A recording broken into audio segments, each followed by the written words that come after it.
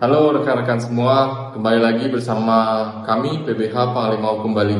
Jadi kemarin ada yang bertanya kepada saya melalui DM. Jadi bagaimana jika klien tiba-tiba putus kuasa? Jadi ada yang bertanya kepada saya melalui DM kemarin. Jadi pertanyaannya adalah bagaimana jika klien memutus kuasa secara sepihak kepada seorang advokat karena merasa tidak puas? Dalam dunia advokasi, seorang advokat tidak bisa terlepas dari urusan pembelaan klien, baik itu di dalam maupun di luar pengadilan. Nah, dalam proses pembelaan klien, advokat tidak jarang menemui berbagai masalah. Salah satunya adalah pemutusan kuasa secara sepihak.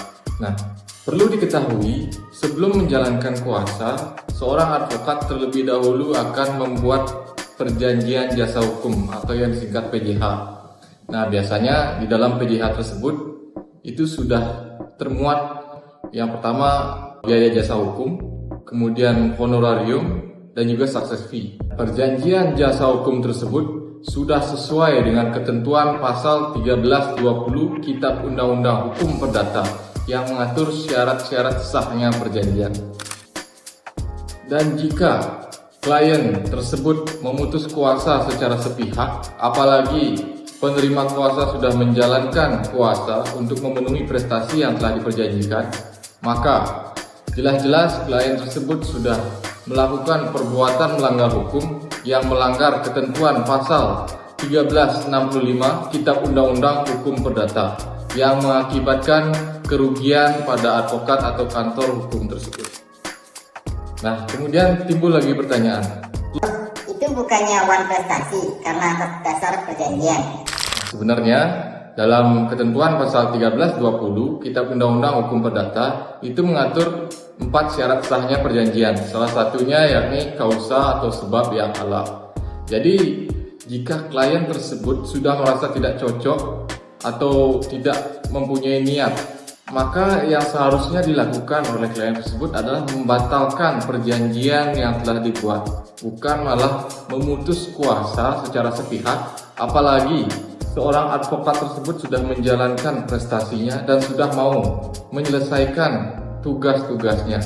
Nah, yang lebih parahnya lagi, ada seorang klien yang melaporkan advokat atau pengacaranya ke pihak kepolisian atas dasar penipuan lah, penggelapan, ataupun pemerasan.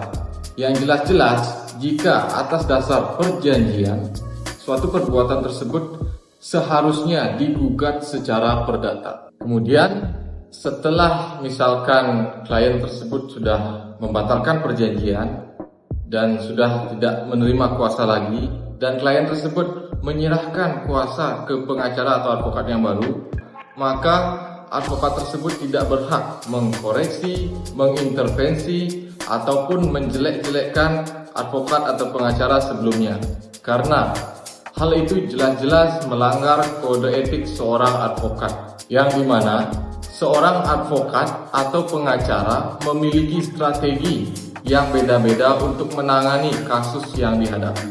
Di kantor kami ini, tepatnya di law firm Togar Situmorang, merupakan kantor yang sudah berlisensi atau berizin dari Pradi di bawah OA kami Profesor Dr. Otto Hasibuan.